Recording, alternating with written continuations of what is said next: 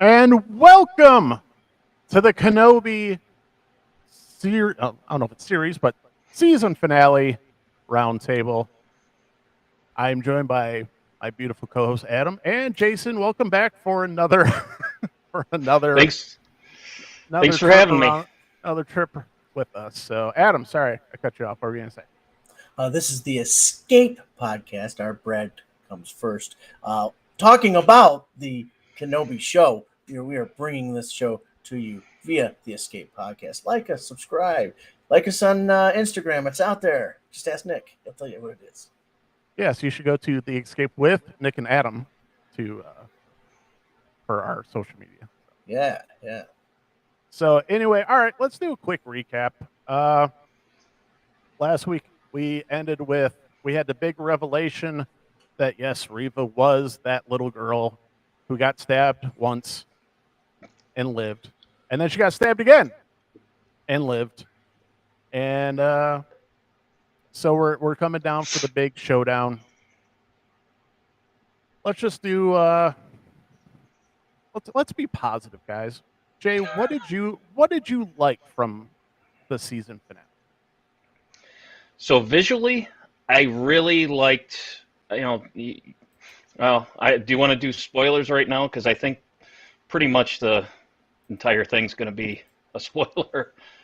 Oh yeah, we're spoilers. This whole episode is spoilers, folks. So Yeah, know what you're getting into here. We are not spoiler free. If you have not seen the finale of Kenobi, that's one of the reasons Dr. E did not join us because he didn't see the finale. So I said, all right, well, if you don't want to be spoiled, then we'll see you later. But let's do this. Just a quick synopsis of the season finale. Good, bad, what?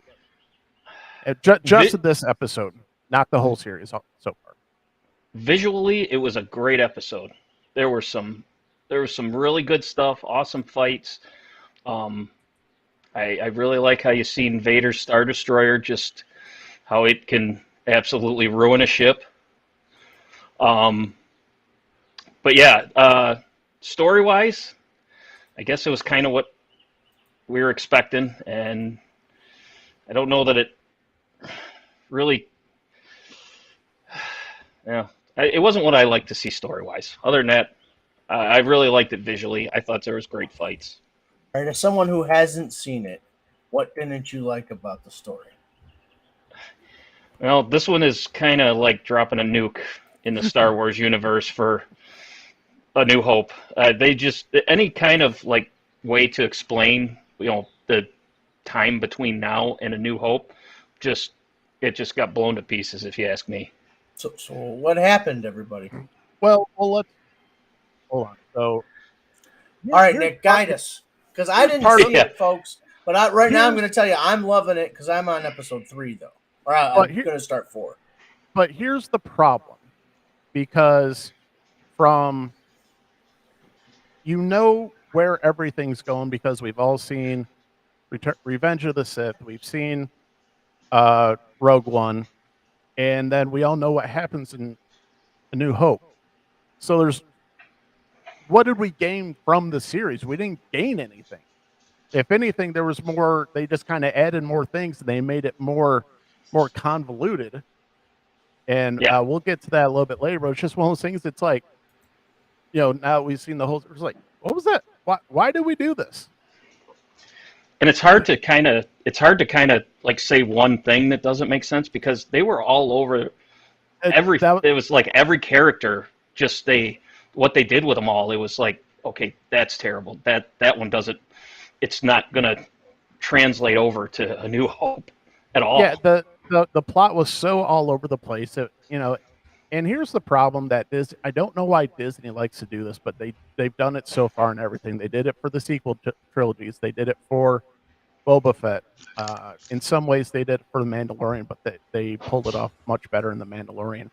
But they insist on having different, usually different writers or different things come in for different episodes, and they did the different directors for The Mandalorian, and then obviously all the different directors for the sequels, and be like, hey guys, that doesn't work, especially for the sequels.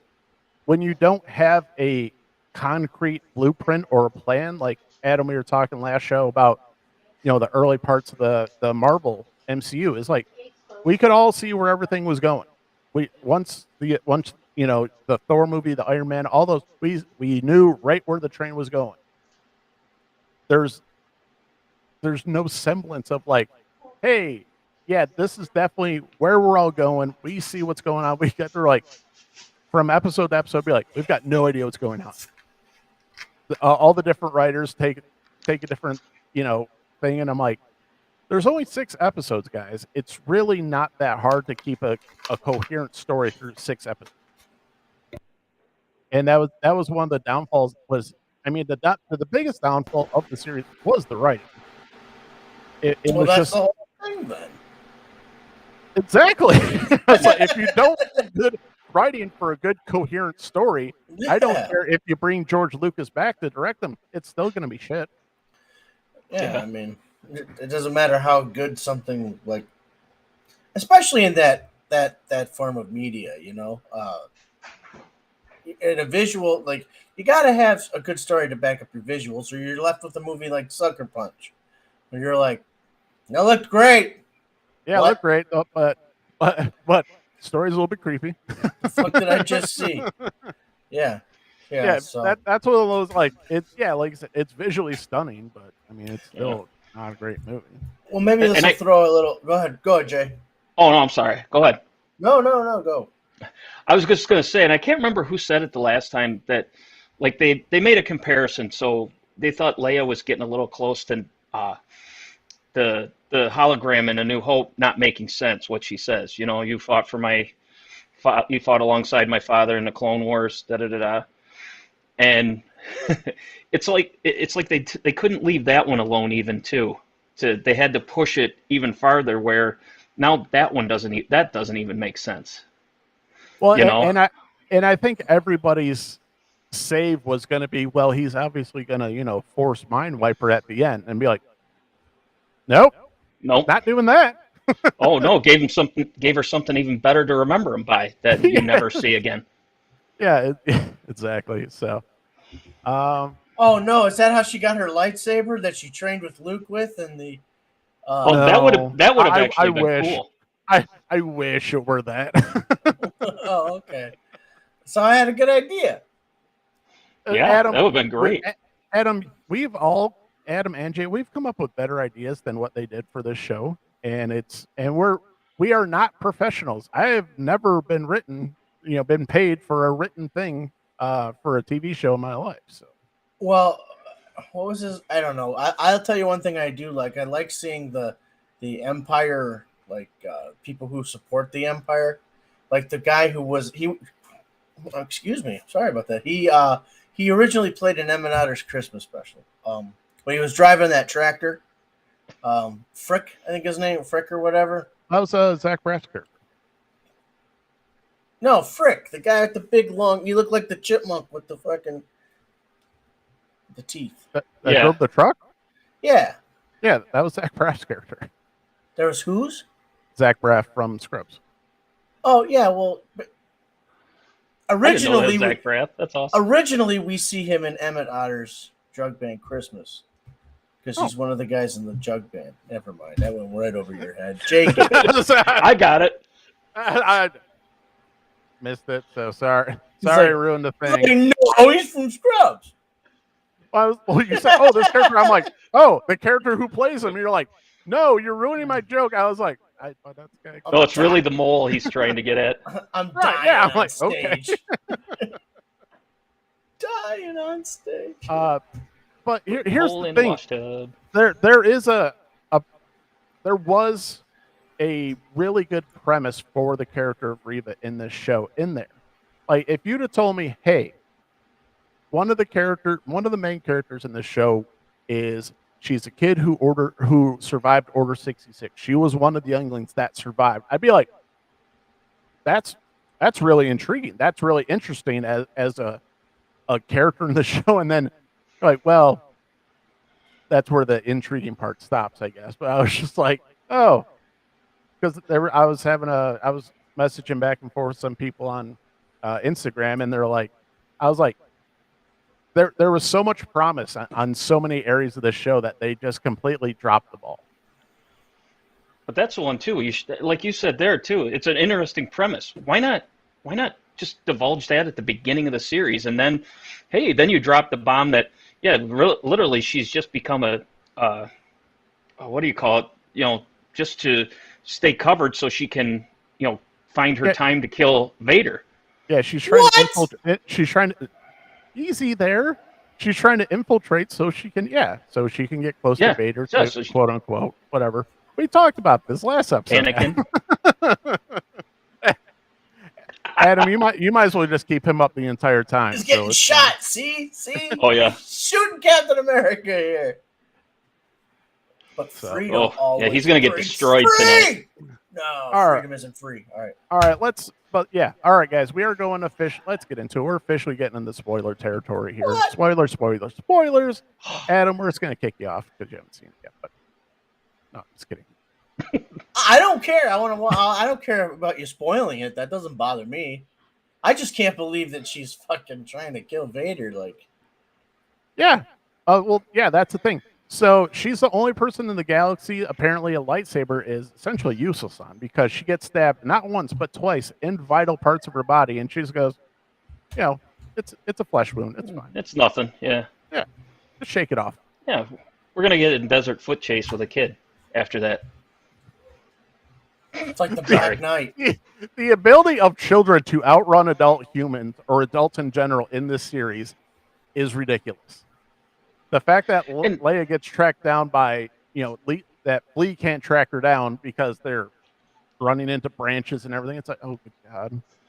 And well, at least Luke had the, I've got this is my home territory here. I know where to hide. I can get away with that a little bit, but it was like, oh, run, Luke, and then he's just in the Beggar's Canyon.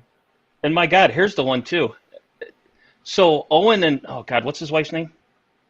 Beru. Owen and Beru. How are they going to get taken out by a squad of stormtroopers? Because they take on an Inquisitor, for crying out loud. Who knew Beru was such a badass? Right? Owen's like, hey, we got a Inquisitor on the way. We should get out of here. Okay. She starts pulling out the big guns. Yeah, we'll hang out and fight. Okay. We're not even at the ridiculous part. So, the opening scene, we have Reva arriving on Tatooine. May I ask a question? Yeah. So, obviously, Uncle Owen and Aunt Beru are some kind of badasses that we didn't know about. Apparently, they just weren't some old. No, Beru's more badass than Owen. So. Also, right. They're not your grandfather's like Kent family, right? Like but I have to say, Owen does a pretty good job of standing up for himself against her. Yeah. Was Lee Majors also there? He could have been. The night the reindeer died. Right. That's awesome. That's about what I thought was going to happen. I was like, if Beru takes out Reva, I was like, she's going to be my new favorite character. But Lee Majors. Yeah, they did too. They lit her up, man. So opening scene, Reva is arriving on Tatooine, even though there's just a very loose knowledge that as to how she realizes, Luke is the son of Anakin. Very loose knowledge of that, but okay, we'll go with it. And then we cut back to the ship getting away from the Star Destroyer, being chased by the Star Destroyer, and that immediately makes me go, how long have these people been being shot at? Because it's got to be at least a couple-hour trip to Tatooine, you would think. And I was like, and they're just sitting there in the ship like, this is fine. Star Destroyer's chasing us. This is fine. And then once we cut to it, it's like, oh no, we're being chased by a Star Destroyer. I'm like, what? What do you think that? Yeah, there's be a few more people would be like, oh, we got to go, or just some person running around freaking out that game over, man. But no, none of that. Just like, if you at least flip those intro scenes, I'd have been much happier. And then typical Star Wars, hyperdrive doesn't work. We're working on it. How long do you need? how much longer time than we have. Yeah, longer than we have. Okay, all right, that's so. Obi-Wan's like, I gotta get off the ship. He'll chase me. It's fine. So, and everyone's like, oh no, don't go, even though he's literally done nothing for them. So, Owen or Obi-Wan takes a shuttlecraft and diverts and goes off to, I forget the name of the planet. We'll just call it Tatooine also. And then, so Vader goes, well, we're going to chase Obi-Wan. Don't worry about the entire rebel resistance in that one ship.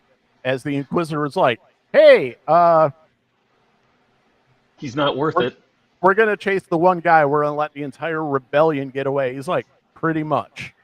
Where I think, how much better that scene would have gone if the Inquisitor actually like tried to stick up to him just a little bit and then got like, force choked and be like, just give us a little bit of that word, a little bit of, hey, don't let, your anger or whatever you're trying to do for Kenobi overtake the overall mission, just a little bit of that would have been nice. How about this one? You know what? Maybe I can be a 4-star general for this, but okay, Inquisitor, you take the giant Star Destroyer and you keep chasing that ship, and I'm going to take my ship, which isn't really my ship, it's just a shuttle, because apparently his ship doesn't exist, and I'm going to go after Obi-Wan. Oh, look at that. Yeah. We just beat the rebels. Well, yeah. You take the entire Star Destroyer with a belly full of TIE fighters, mind you. Yeah. We'll do that. But no, we're just going to do this. And then it's just like, well, why do we do that? Well, because the story has to happen. So Vader takes his shuttle and they meets him down on the planet. And we have, see, here's the thing. It's a really cool fight in premise. Like, it's like, but one of those things where I was like, man, this is cool. But it's like, yeah, I've seen that before. Oh, I've seen that before. Where have I seen all this before? Oh, in Rebels and every other Star Wars franchise. I was like, they're ripping off their own stuff. All the cool stuff that everybody's like, oh, I was like, it's been done before. They're literally stealing stuff. They stole stuff from Rebels. They stole stuff from, from stuff that Rey's done. I'm like, there was one cool thing that I thought they did that I haven't really seen before that I liked. But yeah, I know exactly what part you're talking about is the ripoff from Rebels, the mask. Yeah. But I liked how he was talking. And when he's yelling, you could hear not only Anakin, but you could hear Vader's voice too. Right, yeah. It was going back and forth. Yeah. No, that I thought was cool. And but that's the thing. I was like, I know they ripped it off, but it was still kind of like, yeah, that's pretty cool. But it's just like, but even the line where, oh, you didn't kill Obi-Wan, or you didn't kill Anakin, I killed Anakin. It's like, they'll rip that off, but it was still, that's still kind of a cool, badass line. What, did Vader say that? Yes. Yeah. He was killed by a Sith man. Yeah. Which is another, connect dot. Okay, we've physically connected that dot. Okay. I mean, the fight was cool, but here's the problem, and it's really the problem I had with the entire series, where they started Obi-Wan off so low. They crushed the character down so low, where I'm like, you guys got to do a hell of a lot of work to get him back to even remotely, something that can face Vader. And it's just, I was listening to one. You said it right. Snap of the fingers. Yeah, I was listening to one show and they kind of nailed it. Where it's just like, it's like in a video game where you buy where you take cash and you buy all the upgrades. It's like, yeah, we're just microtransaction our way to where he's back to full strength as, he's back to being Obi-Wan. I was like, at least give me like an 80s workout montage or something. Like, give me something, You need a montage. Yeah, exactly. Even Rocky had a montage. Exactly. Even montage. Yeah. Sorry. I was like, give me just a good old fashioned workout montage. Give me something where it was it episode 3 where he's even having a hard time moving the little washer thing, and I'm like, and now we're back to where he's not only like back to where he was, he's like video game mode where he's just chucking rocks at him, and I'm just like, oh, the lightsaber came back, all the twirling with the lightsaber, everything. yeah, It's like never missed a beat. no. Yeah, and not only didn't miss a beat, he's better than ever. Mm-hmm. He's like Lee Majors. We can rebuild him. We can make him better. But we're not going to tell you how. Yeah, but we're not going to show any of that. And we're not going to even try and use dialogue to even, we're just, he's awesome. Don't even question it. The night the Death Star died.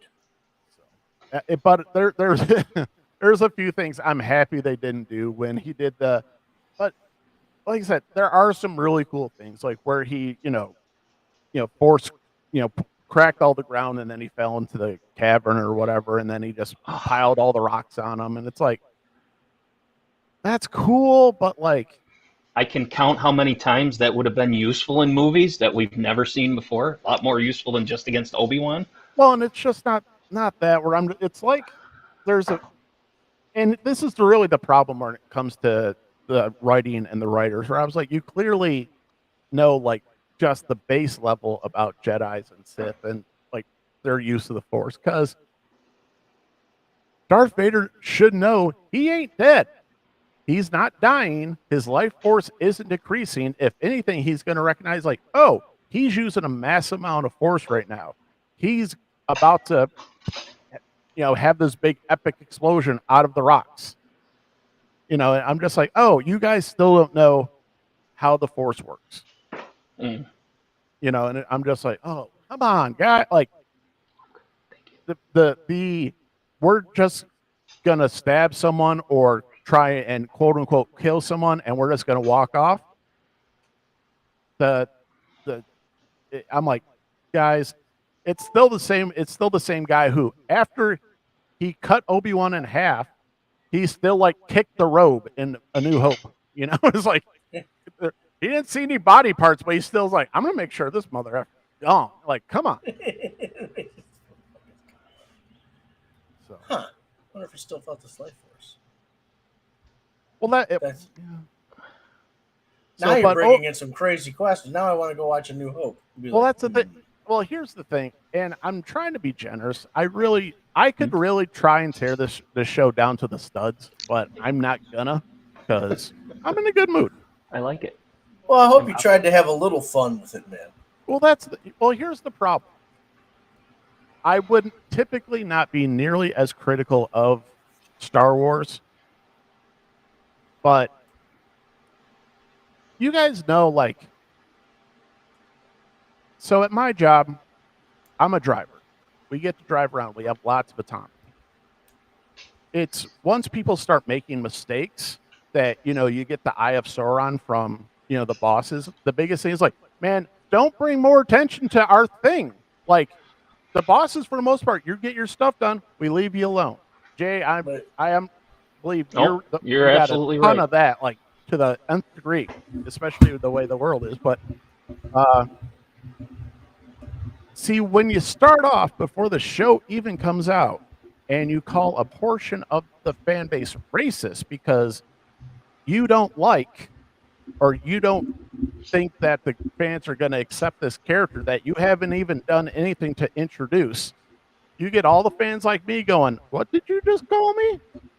And I immediately started going, Eye of Sauron. I was like, I'm going to nitpick you guys better not have a misstep. You guys better have everything lined up.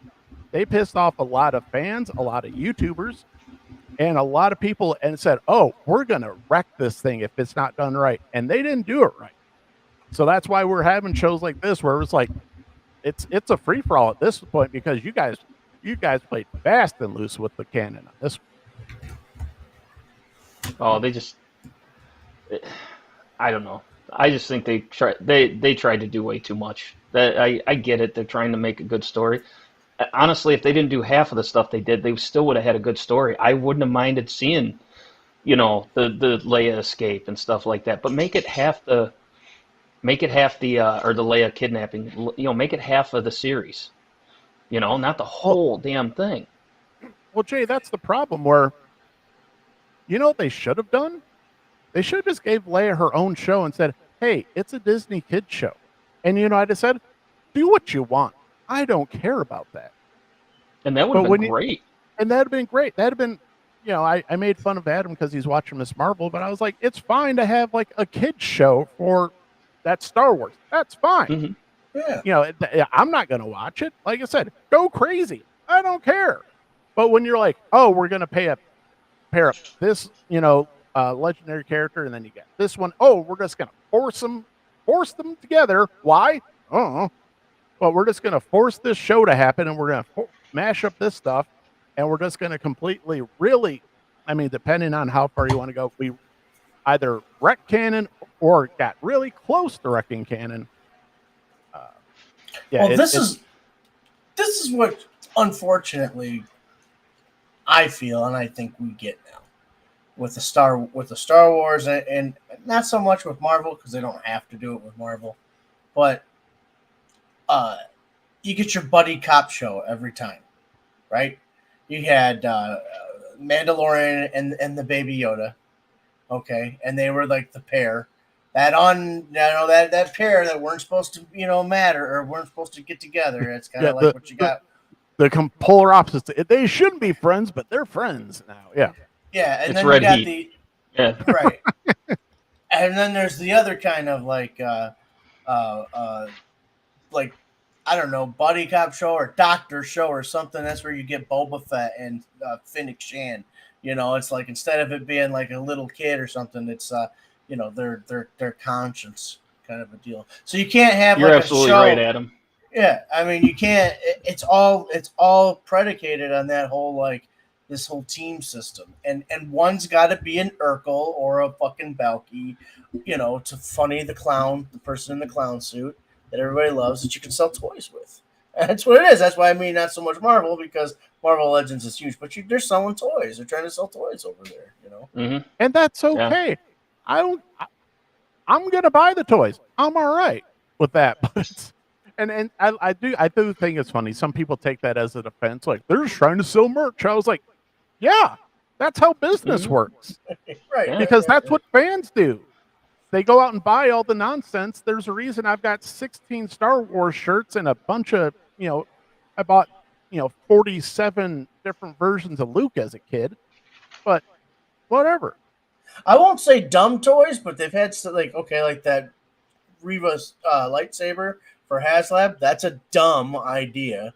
Like you said, if you just slapped like just Inquisitor lightsaber, yeah, that'd worked a little bit better. You got a character you don't even know if she's popular yet. You don't know, and then I was saying, and here's the problem: did we not learn our lesson with Jar Jar Binks? Where George thought that character was going to be huge. He thought that character, the kids were going to love him. We're going to sell a bunch of toys with him, blah, blah, blah, blah, blah. And all the fans great if they made him a Sith Lord. Dude, I'd watch that show. I'd watch that. I would. But when you have to listen to the fans at some point, you can't just be like, no, you're going to love it. You're going to eat it. You take it, fans. And then when the fans go, no, this is shit. We don't like it because you clearly didn't take any time, And say what you will about Jar Jar and George, but you notice in the next two prequels, there wasn't that much Jar Jar. He said, oh, I completely screwed up. Guys, they don't like him. Put him back, take the shots out, But no, Disney's trying to say, no, you're going to like this character. And we're like, no, she's not very good. What do you want us to like, And yeah, they're going to come out with all the toys, and guess what? They're going to sit on the pegs. They're going to be the peg warmers, as the cool kids call them. Yep, we won't have a problem finding those. Yeah. Pick those up on clearance once, whatever. But and once again, HasLab's going to have another failure with the Reva lightsaber, because I checked it yesterday. Adam, when we started kind of tracking that was a few weeks ago. I think they've gained maybe 60 more backers So I think it's just over 1,000. They're expecting, the goal is 5,000.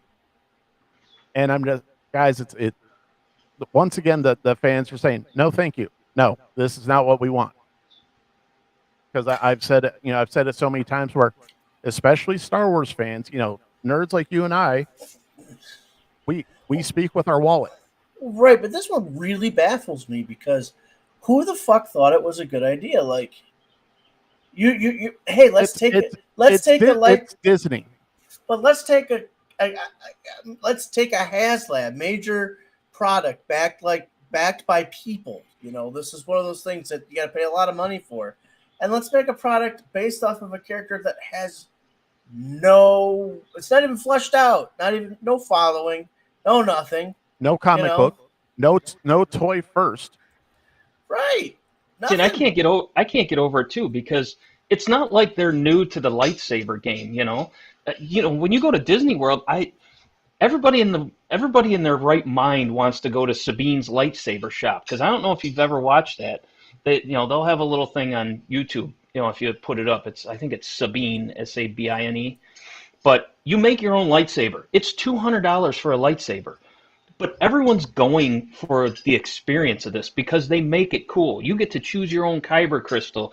You get to build your own lightsaber. And it's like, for them to just say, oh, here's Rave's lightsaber. It's like, yeah, and that's more expensive than what you were just described.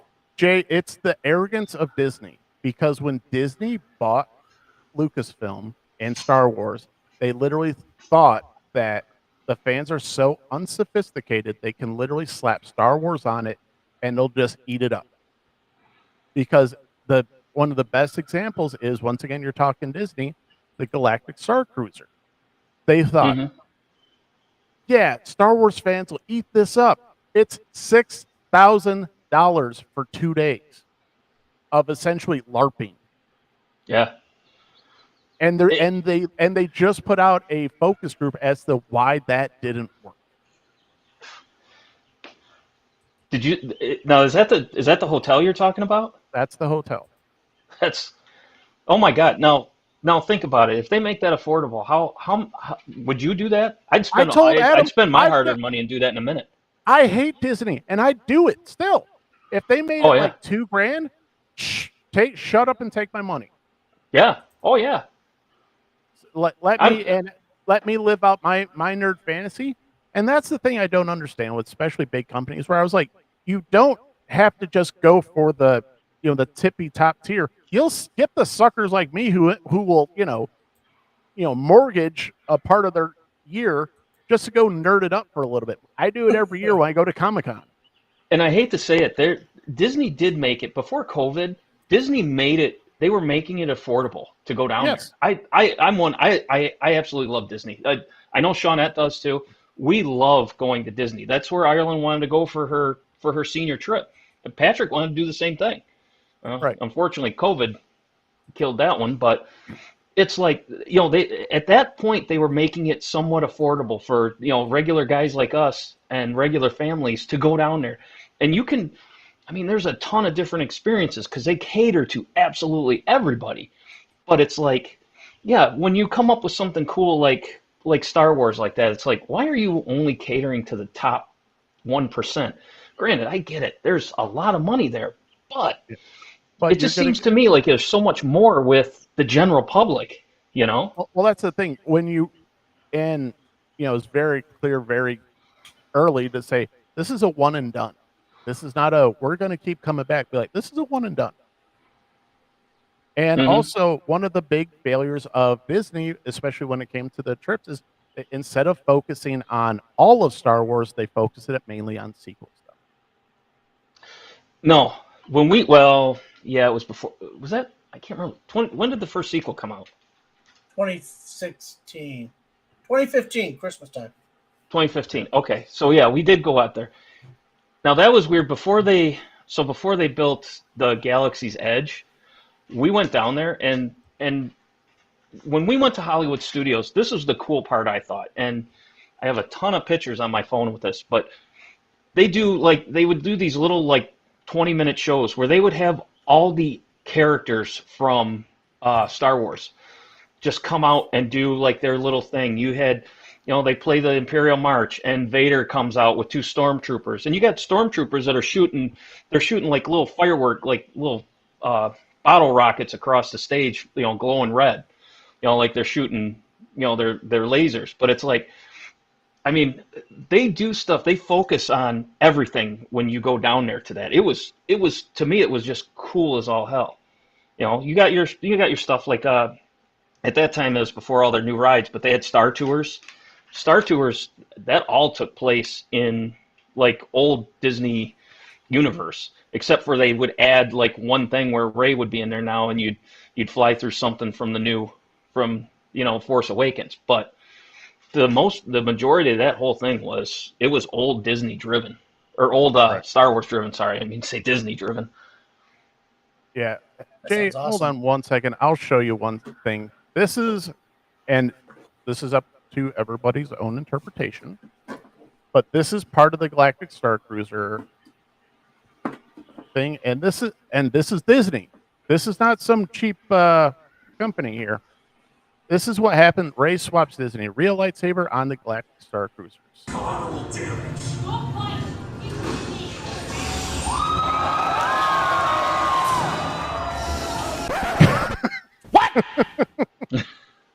What the fuck? She fell? No. So what they did is they have this lightsaber that actually like extends, but for the demonstration and for the part of the show, that won't hold up to the actual performance. So how do they do the swap? They literally just have her just set that down and pick up the one that works. Oh. It's like, like you guys are Disney. Like I would expect more out of that. You that one. should expect more. That's part of your $6,000 experience. Oh, this is a company too that they won't leave characters out like in one area, or they only leave characters out in one area. So like if Pluto's out in Magic Kingdom, you won't see him anywhere else. Right. Or Mickey's over here. And that was always they the keep thing. that. That was what Disney was always around for, was their attention to detail. Mm-hmm. And that's, I mean, getting back to the show a little bit, and I know I said this last time, and I've said it numerous times, Jay, I thought this would be the show where you're getting the top tier talent, you are getting the top budget. This is the show. This should be, the prize winning like horse. This is the blue ribbon.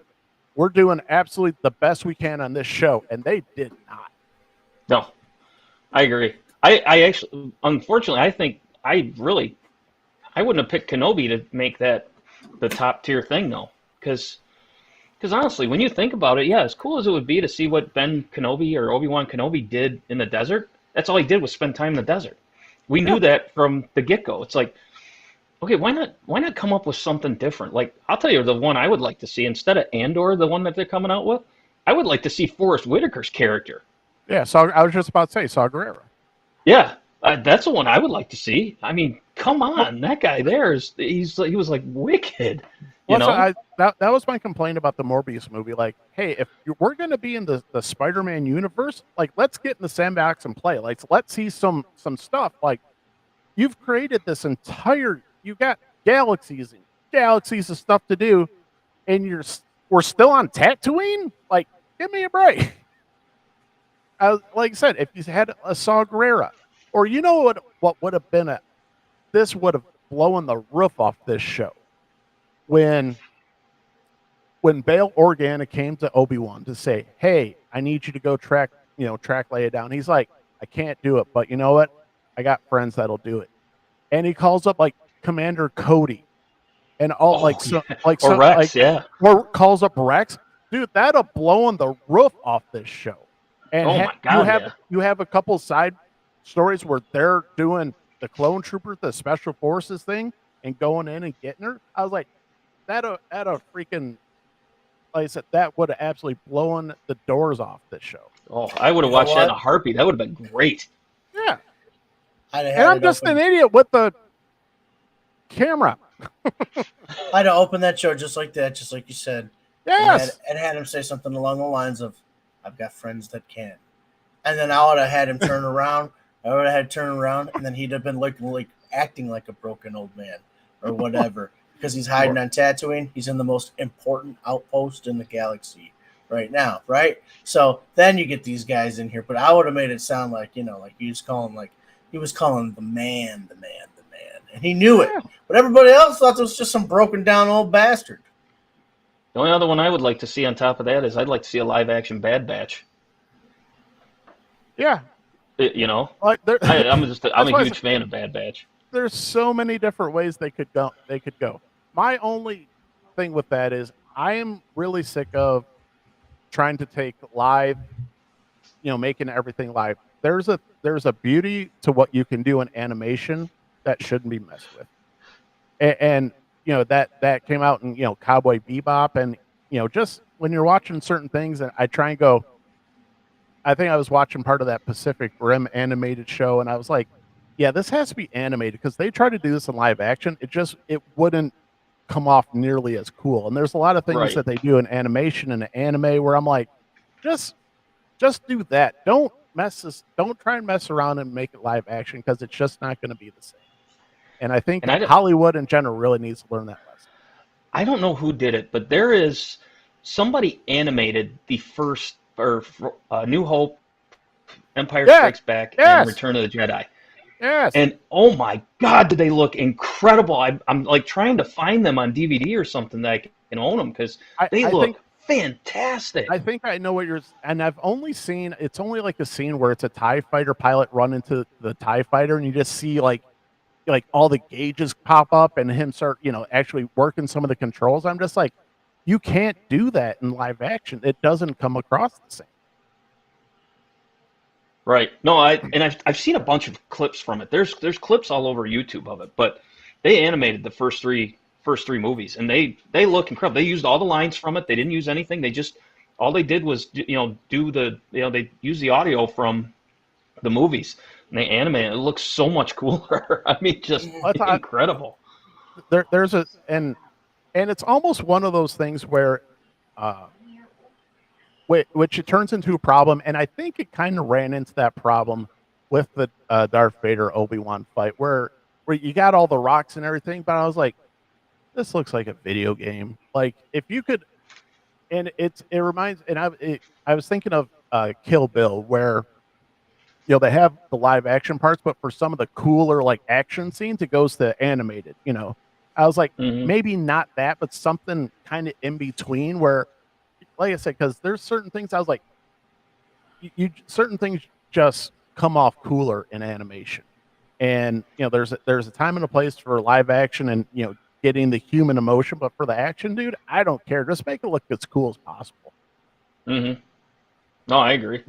And that was another part of the complaint was, man, when they got to that planet, it was so dark. Like I was lucky because I watched those like first thing in the morning. I pop up, right around 5:30. I put them on. Everything's dark. I got a 4K TV, so I can see everything. A lot of people are like, dude, I couldn't see what the hell's going on that planet, especially during that it was hard. fight.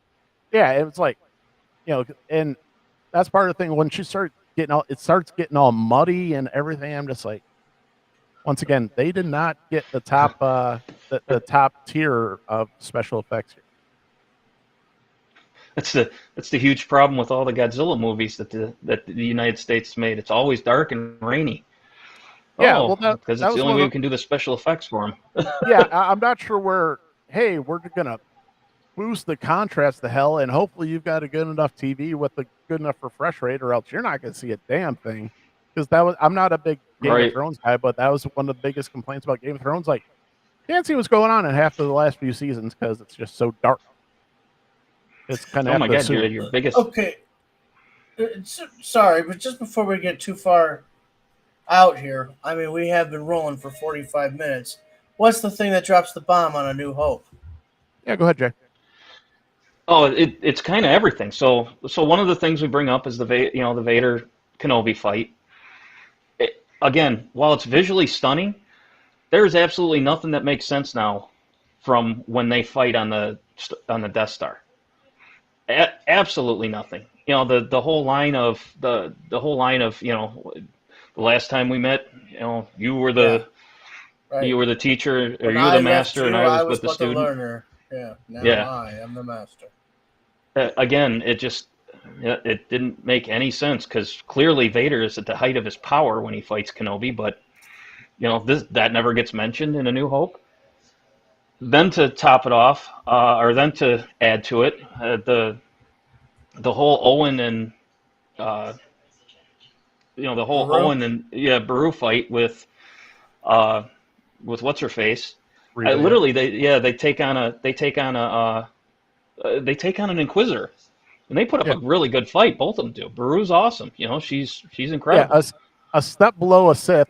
Who beat you? A couple pioneer folk. Oh, Yeah, a couple farmers. Yeah. So that again, makes sense though if you think about it. But what Farmers what are doesn't tough make fuckers. exactly what doesn't make sense to me is in A New Hope. Okay, so a little squad of stormtroopers literally take them out. They would have absolutely destroyed the stormtroopers. Yeah, as it turns out, they're not helpless. Yeah, exactly. They'll not kill at you. all. Mm-hmm. Getting back to the fight real quick. So during the fight, and once again, Obi-Wan goes OP. He's overpowered. He destroys Vader. He cuts the mask where you can see part of Anakin, and he gets, that's cool. And then he's like, "I'm out. I whooped you. Yeah. I'm leaving now." I was like, "No, like, he's terrible. He's going to go and just keep killing people. Like, you got to do what you got to do." And they're just like, "Well, he could never kill Anakin." I was like, "That's not the point. He's not killing Anakin." It's not Anakin. He's killing the worst person besides Emperor Palpatine in the galaxy. We're just going to walk away. It's going to be fine. Yeah. And then you add on to that Leia. So Leia and Obi-Wan are pretty much bonded by the end of the movie, because he gives her a empty holster. Wait. Let's get back to where he's buried by rocks. Oh yeah, what that too. What gives him the power to overcome the rocks? He has Leia. flashbacks, and it's 16 flashbacks of Leia, one quick shot of Luke, and then he goes, and blows the rocks apart. And I'm just like, not his relationship that he had with Anakin, not the love that he had for, at the one point, the person he considered a brother. No, it's the little shit girl who can't do anything wrong. No, right. I think you're looking at that all wrong, though, Nick. I just watched episode 3, to be fair. All right. He said they took him when he was a kid. He has flashes of his mom. He remembers her scarf or something. Thinks she had a brother. I mean, tell you the truth, man, it's just, that's just the family he never had. That's all. It's the kid he never intended on having, but it's the daughter that he never will have. That's right. See? It's just the family. And what I want, again, with that too, though, he keeps bringing up Padme all the time to Leia. Yeah. Why don't we ever see a flashback of her or anything like that? You think that would be something? Natalie Portman would sue. She's in the next studio with Marvel. Bring her on over with her gigantic She's too guns. busy playing Thor. That's right. She's so jacked. But again, they give at the end of this, they give Leia an empty holster for her to remember Obi-Wan, and she even calls him Obi-Wan. Yeah, that's what the Ben Kenobi thing's out. That horse left the barn a long time ago. I was gonna say there's my theory. But it's just like they completely blew any kind of any kind of hope you could like restore that would make A New Hope make sense, as far as why she made that message the way she did. And like I was saying, I can't remember who brought up that point last time, but it was in a hurry. She needed to make a quick message. That message would have been completely different after this episode. Yeah. And here's the thing. That is because she is royalty, that is a formal introduction. That isn't a, "Hey, remember me? I'm in trouble. Bye." which is what which at this point, that's what the message should have been. Is be like, hey, hey, Obi-Wan, it's me. I'm in trouble again. And there you go. You helped me before. I need your help again. Yes. Yeah. So, but also also they're trying to make characters important who really shouldn't be important, because is it Tala's holster? So they try and I think so, yeah. They try and connect that one. I was like, no one gives a crap about her. She was in it for like 5 seconds. Yeah. But they also try and be like, well, I'm going to be strong like her. It's like, so am I. Yeah, or the guy who saved your life like 16 times so far in this 2 weeks because you're an idiot. Yes. But it's just there's so many. It's like on every level. It's like they just kind of blew. We like you keep saying, we know where the train ends. But they keep blowing this thing off the tracks at like every level. I mean. Yeah, and then they set it back on the tracks. Be like, it's fine. Be like, no, it's not fine. We were over here. Yeah. We've rolled the train 6 times. That train won't even run anymore. Yeah. It reminded me of the Big Lebowski. He's like, nothing is fucked here. Nothing is fucked here. The goddamn plane just crashed into the side of the mountain. Sorry. You kidnapped yourself, man. But the rumors were true. So Reva had her chance to kill Luke at the end, and she chose not to because. And here's the thing: I actually thought it was a nice moment, but it would have made it really nice if they actually taken their time to develop the character and actually, that's the part of the issue I had with Boba Fett, where Boba Fett wants to change his ways, and I'm like, why? Why he never, said that at any point ever that he wants to not be a bounty hunter anymore. I was like, if we'd have built up to that, I'd be like, yeah, okay. Like he's like, yeah, I'm really sick of having to kill people and all that. But the background so far of Reva, yeah, she was a youngling, but let's see her. She chopped off a chick's hand. She, they strung up a Jedi. She's just let all this terrible stuff go on. But don't worry, she's redeemed now and she's set free. And I'm like, this character sucked. The character didn't suck, but the development sucked. And now you're like, we care about her. We're like, no, we're not caring. We're not caring about this stupid character that you didn't take time to flesh out. Well, I think we kind of saw all of the Boba Fett stuff, though. Sorry, Jay, go ahead. Oh no, go ahead. I want to hear what you have. I want to hear what you have to say about that.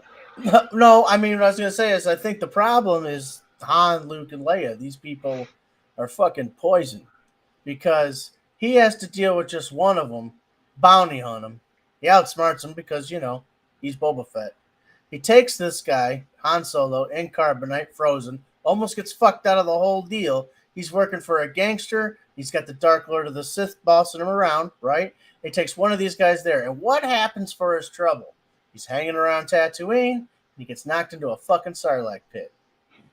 And all that time in that Sarlacc pit, when he got out of it, I mean, to be fair, yeah, they rushed through it. I'll give you that one. It was not a pleasant time. And then he got made into a slave by those sand people. And I think he was just like, fuck this life. I need a home. That's exactly why I think they got so much more planned for him. And he did say that at one point, that he goes, I'm sick of these idiots making decisions for me. Getting us killed, getting people like me killed. It's like he made that point to Fennec Shand at one point. And that's why I say I think he's got more planned. I really think he's gonna go after somebody big. And maybe not somebody, but an organization. I think that show would have benefited from trimming some of the fat, but also putting in like a little bit more meat and potatoes, like in 2 more episodes. That's what I think about Boba Fett. I think you could have done 2 more episodes of Boba Fett and trimmed out some of the stupid shit in the middle. But I mean, so no, I agree. I don't know how the world hates the fact that the Mandalorian was in it. It was a backdoor, season peak. 2.5. 2 or 1.5. 1.5, wasn't it? Well, no, Mandalorian or for for the season 3. That's all I'm saying. It was a you know, it was, you got to hang out with your old friends for a minute, and yeah. See, that's 2 episodes of fucking Boba Fett though that we could have used to flush that out a little bit better. Well, All right. that's part of my issue with Disney Star Wars in general. They want to rush stuff so much that they it's like, oh, we forgot to develop the character. For all the scenes that you've got of, at least in Obi-Wan, people walking down hallways and all these nonsense filler shots. I was like, it'd been awesome to fill those with Reva's backstory. Crazy thought, you know. Like if you'd have taken like the first 2 to 3 minutes of each episode and just say, "Hey, this is Reva," I'd be like, "All right." I mean, let's see what you got. I'd at least be open to that. Yeah, but instead of just we're greeted by this, yelling whatever, who they didn't even bother to put any makeup on her. She doesn't have an accent. They said, "We dressed you up in some really cheap black leather stuff. You go have fun out there." Oh, you haven't seen Star Wars? That's no big deal. I'm sure it'll be fine. But the same thing with that's about it. with Boba Fett. Basically, that was only 4 episodes of Boba Fett, and I said this, when we were doing a wrap up for Boba Fett. If they'd have taken the first episode and did it like all in flashbacks of basically, if you'd have taken him essentially from a kid, working with Cad Bane, maybe not introduce Cad Bane directly, but have him introduce characters like the Syndicate and all the people that he worked for, and then you kind of see the grind of being the grind on him of being a bounty hunter. So by the time we get to that point of the uh, the sail barge, where it's like, yeah, that's it. He was done, and obviously spending however long he spent in the Sarlacc pit, be like, and that's how you finish off episode 1. He's like, you've wrapped up. He was a bounty hunter. He was a badass, and now he's sick of working for other people, and now he wants to go do his own thing. And he's like, hey, I'm gonna go take over this town eventually. And I completely agree with that. That would have been cool as hell. I would have liked it. Yeah. I would have loved to have seen that. And then you could have take your time with it. Oh yeah, and you bring in some of his greatest triumphs. You can see have, some of the stuff he's known for. You almost got, and you got all the bounty hunters to play with. Like you could have introduced, all the different ones. The IG, I can't remember all the IG-88. No, IG-88, Bosk. Yeah, you could have introduced all those guys. You could have him fighting those guys, or having to compete with those guys for bounties. You could have played with all that. And that's the thing, you can develop, and I love how they brought in Black Chrysanthemum from the comics. Right. You have a lot of room that you can play with here with bounty hunters, and that's why I hope they do that for if they do a season 2. I hope they do that in season 2. That I really like your idea for that. The bounty hunter homeworld would be great. I think that would be wicked. Yeah, the Tortuga of Star Wars. Yeah. To me, that would be awesome as hell, and that's why I say it's going to lead to something. He's going to go after somebody. Hopefully. Yeah. Hopefully it's someone cool. Anyway.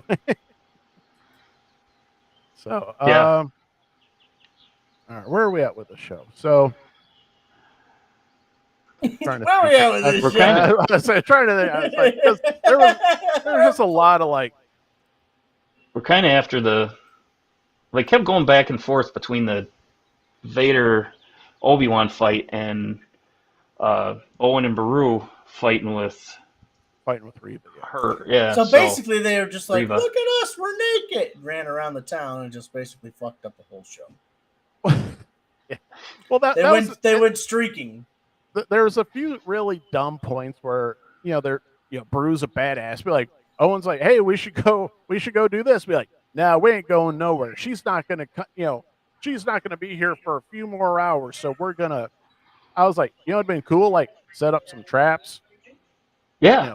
A couple, set up, the droid to like zap her or something. I don't know, do something. But what do? She just walks right into the center of their 10x10 freaking homestead there on the ground.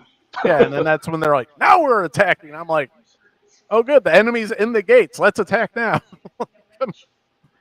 And they just start shooting at her. That's all they can do is just shoot. I was like, you're homesteaders. You've had to improvise something cool." Oh my god! Yeah. But Owen does have a pretty good fight. Puts up a good fight. Jabs his hand into her wound that he didn't know was there, but that's fine. And then we find out how Owen gets his limp. That's helpful. Yeah. He falls. Yeah, that is. Yeah. And the He story. fell on his knee. I feel like I could grow up and be Uncle Owen. I'm there you go. going right now. I took a walk with the wife and had to wear a freaking knee wrap. So yeah, feeling pretty good. Well, at least we're not Herschel from The Walking Dead. We all know what happened to his leg. Yeah. Hopefully not. Hopefully not anytime soon. But I'm trying to remember where we go after this. So we get to see. So basically, that's when we kind of end it with Obi-Wan leaving Vader on that planet. Yeah. And then we get to see Reva not kill Luke. But well, that's So what happens. So fight's over. All the fights are over. She chases. and Obi-Wan shows up on Tatooine again too. Yeah. While Reva's there. Yeah. So Luke runs into Baker's Canyon.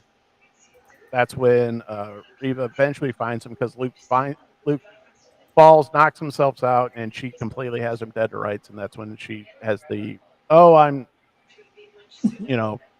a flashback.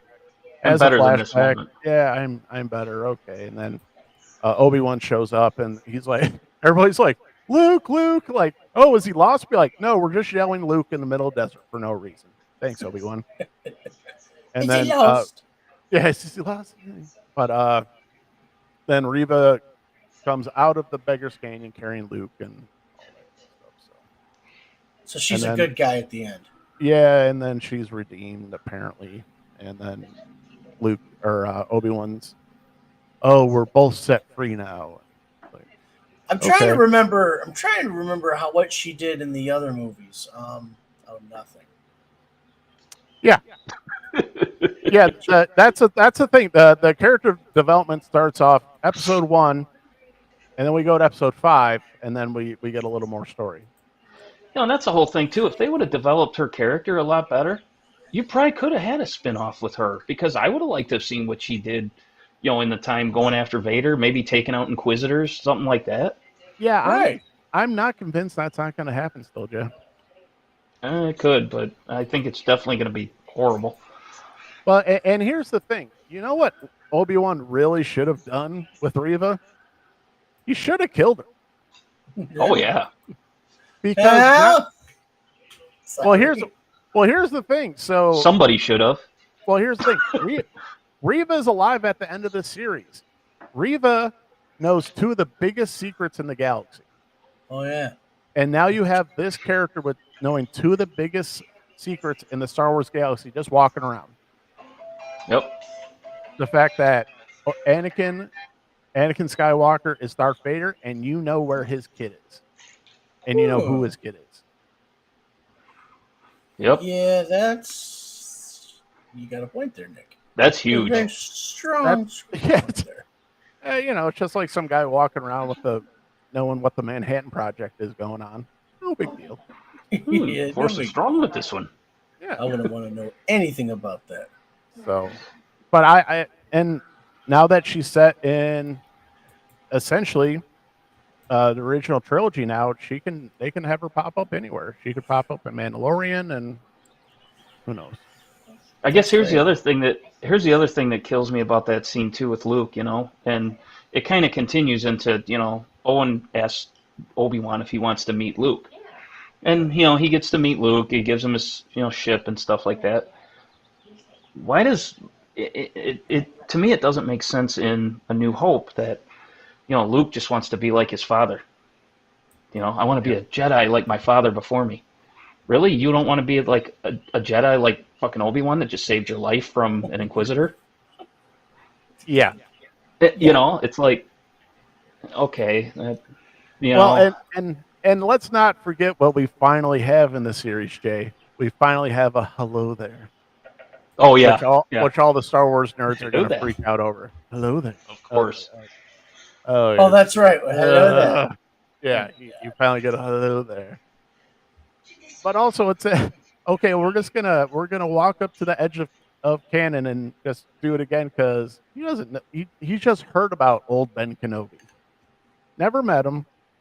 And another thing people were saying is, because supposedly the first time Obi-Wan gives Luke the lightsaber, that's the first time he's even he's seen it. Now, a lot Right? of people are saying, you're telling me he didn't see Reva's lightsaber when, she during the fight and also her chasing him through Beggar's Canyon? Oh, because he was looking back over her shoulder, climbing up a ladder while she's you know, Yeah, deflecting, trying to kill him. deflecting laser blasts over from the lightsaber. Yeah, I'm Yeah, sure he didn't see any of that. yeah, it's fine. It's fine. It's the worst that could happen. No. Well, it sounds like And then we have Obi-Wan leaving the planet again to go give the stupid holster and Lola, because apparently they didn't have postage back then. They couldn't just send it to her Yeah. with a little, hollow disc to say, hey, don't tell Everybody anybody else about has a what happened. holodisc except for Obi-Wan. Yeah. Yeah, because the fake Jedi's got it now or something, or Reva's got it. Who knows? Oh yeah, that's probably it. She held on to that little tidbit too. So there's one too. Okay, so did Vader all of a sudden come across that after he killed Reva at some point, and that's why he decided to, basically destroy Leia's planet? Well, that is one of the few things that actually, like, oh, this is why he makes a point to destroy Alderaan. Yeah, but in that case too. Well, I guess that Tarkin would make sense, destroyed and that's how he. Alderaan. What's that? I thought Tarkin destroyed Alderaan. Oh yeah, he did.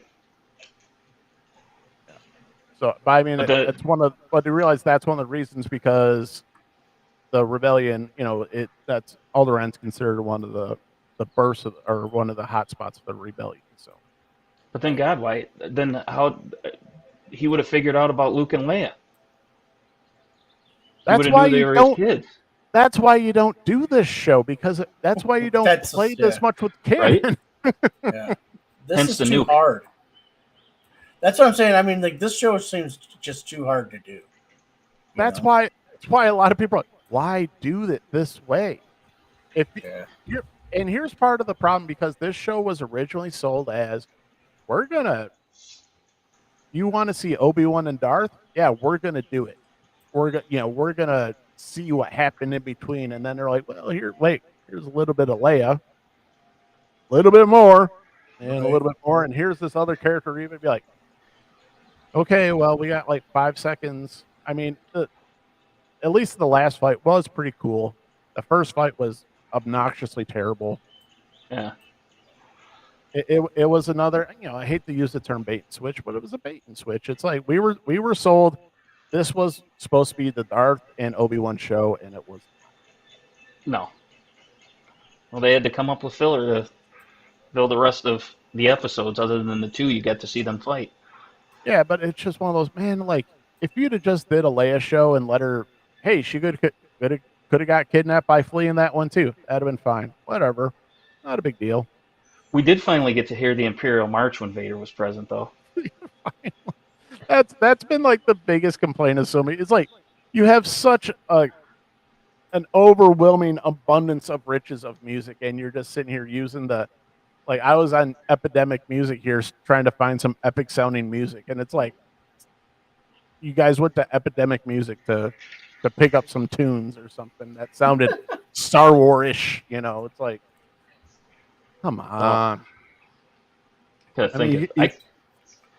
You could have picked any album or any soundtrack to take that off of out of 9 freaking movies. Yep. It's just one of those, man. It comes down to, I was like, was it a creative decision, or was it because Disney's cheap and didn't want to have to pay royalties? Oh, well, wait a minute. Don't they own the music? They own the music, but the people that's one of the reasons that the rumor was that they didn't want to go too far into, original trilogy and stuff, because the deals that between the actors and John Williams, they made it where they still get paid, even though, like, if you're using their character, if you're using their music, they still get paid. Oh, no shit. So it's a good contract for them, but at the same time, it's like, man, if you're going to do a Star Wars show, do it right. Just, I mean, you literally, you own everything. It's the same argument I've made with DC, where I was like, you got no reason. It's not like Marvel where there's, certain people in these characters, certain people are in these characters, and we can only do so much. It's like, no, you own everything. Just use it and pay the damn people. You're gonna, sell it on iTunes as the Kenobi soundtrack. You'll be fine. Yeah, that's true. You would think. It's not that hard. No, I agree. It's freaking, it's economics, guys. It's supply and demand. But you get to make the supply. We're all the drug fiends out here saying, give us more Star Wars. Right. And it's crap. Pretty much. Oh, we can't forget about the wonderful, awkward Palpatine scene, too. Oh, no, he's in it? Oh, yeah. Yep. Why? Oh, the guy had no idea. It was so. I thought that was going to be like, oh, hey, cool. He's going to say something helpful or cool. Nope.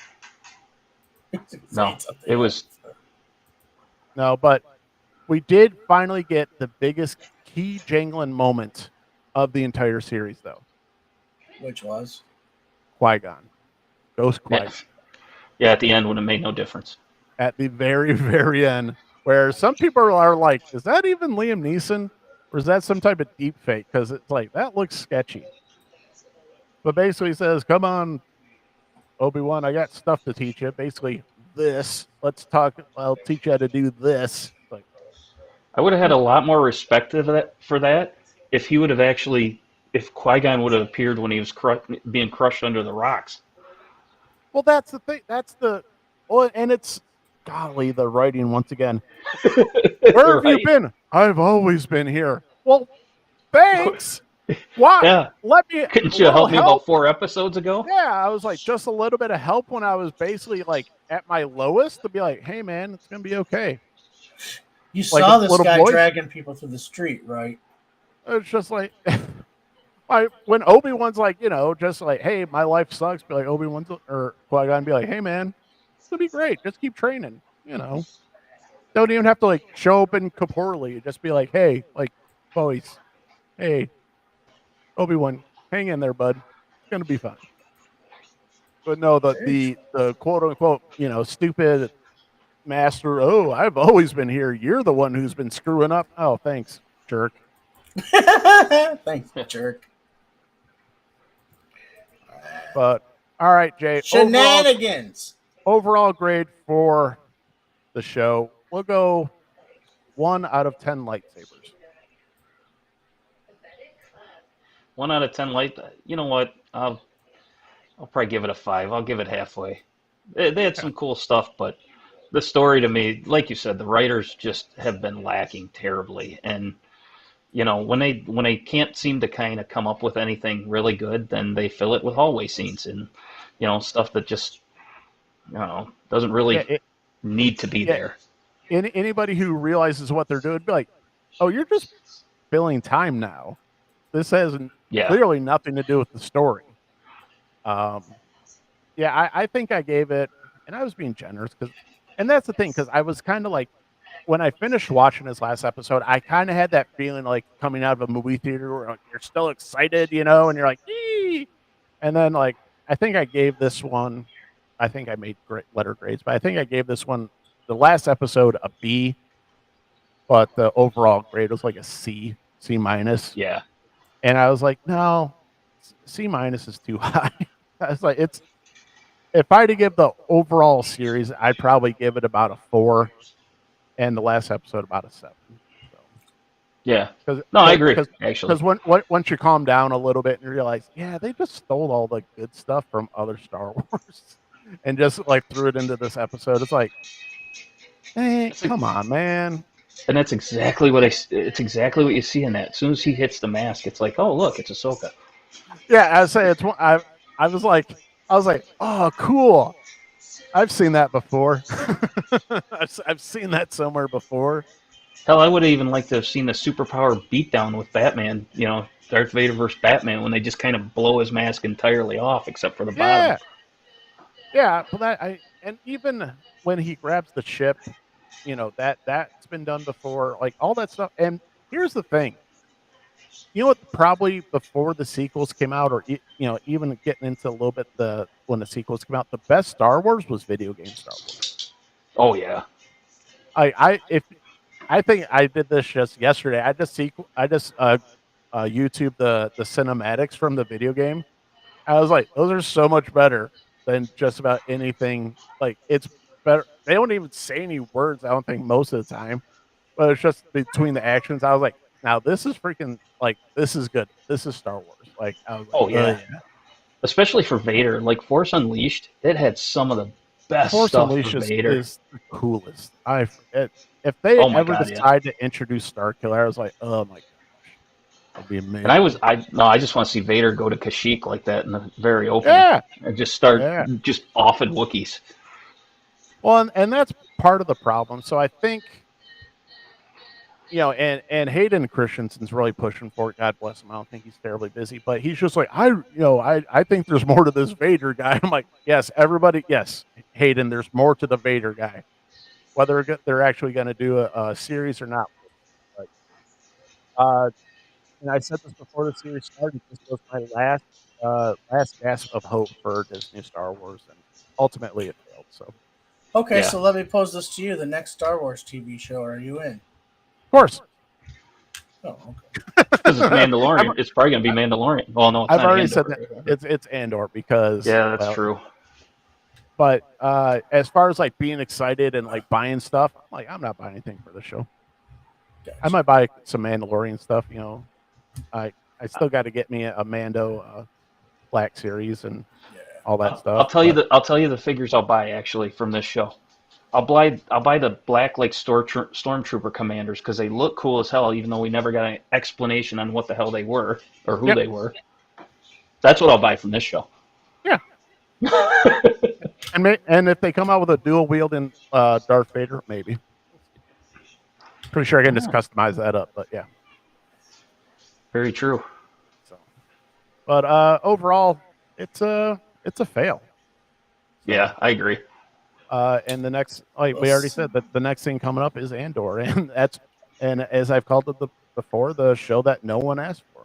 So okay. Might take me a minute to watch that one. Well, and here's part of the thing too. So a lot of people obviously bag on Kathleen Kennedy, and I watched the credits for this. Dave Filoni and Jon Favreau are not involved with the show one iota.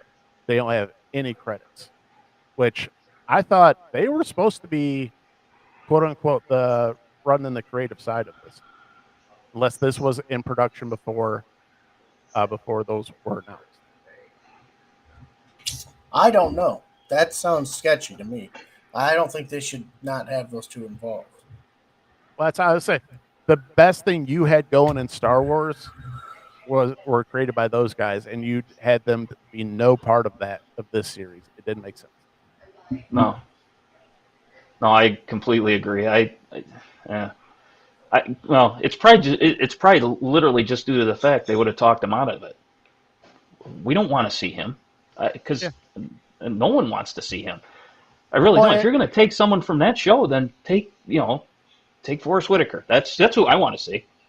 Well, and I think it's part of the Disney not understanding their audience, where I think everybody was just gonna go, it's Kenobi, and they thought it was gonna be a layup, and they thought everybody would go crazy because of memories and all that stuff, and they're like, no, we're still gonna think critically about this, and a lot of people are taking them to task for it.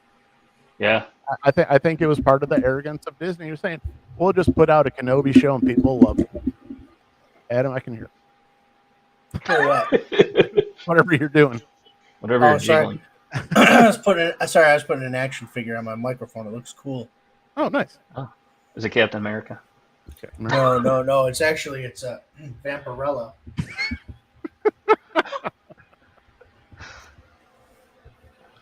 So, but all right, guys, I think it's time to wrap it up here. So, All right. it's getting late and I haven't eaten dinner. Frankly, that's what I'm saying. So, so I gave it a 4. Jay, you gave it a 5. 5. Adam, I'm on episode 3, and I just saw some incredible shit, so I'm gonna have to give it an 8. All right, so we'll see how far it falls. Right. So, all right. So, all right, guys, thanks so much for watching. And once again, you can check us out on Facebook and Instagram at The Escape with Nick and Adam, and obviously we are on YouTube at The Escape with Nick and Adam, and we are also on Spotify. So, Adam, we got a new subscriber, so we have to do. I meant to play the music, but I didn't get a chance to. So, thanks for all the subscribers and all the support. Jay, thank you so much for joining us and all the support you give us. So, you are welcome. Thanks for having me. It's awesome. Yeah. Anytime, thanks for coming sir. on, Jay. Thank you for the new subscribers out there. Thank you, everyone who has been with us on this journey. We love you and we mean it. Good night, America. Good night, Planet Houston. Misa